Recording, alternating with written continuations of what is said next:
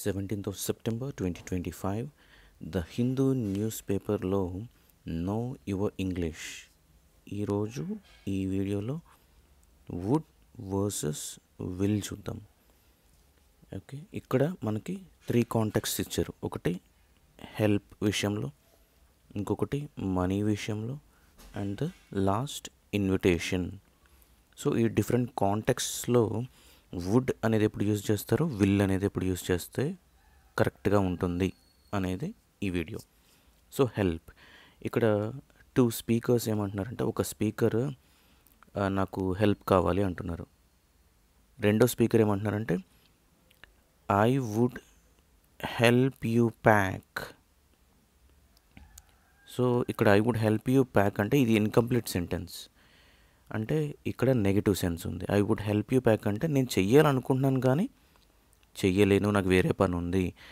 I will help you pack అంటే yes, నేను నీకు ప్యాక్ చేయడానికి హెల్ప్ చేస్తాను. As simple as that. ఈ మనీ విషయం చూద్దాం. స్పీకర్ 2 అంటున్నాడు, స్పీకర్ 1తో నాకు 2000 రూపాయలు అప్పు కావాలి అంటున్నాడు. స్పీకర్ 1 అంటే ఇలా అంటే కనుక ఐ వుడ్ లెండ్ యూ 2000 అని అన్నాడంటే నేను నీకు ఇవ్వాలనుకుంటున్నాను కానీ ఇవ్వడం కుదరదు అని అర్థం.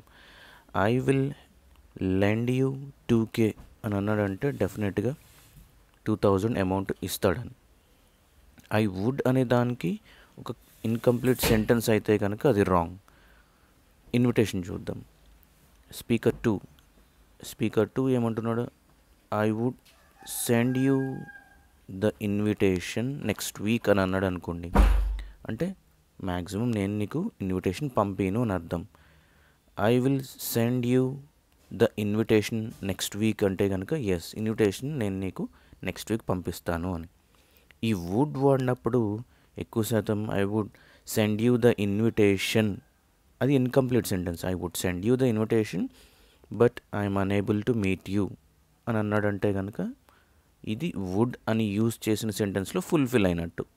విల్ అనుకో, I will send you the invitation అంటే సరిపోతుంది. This is what know your English for today.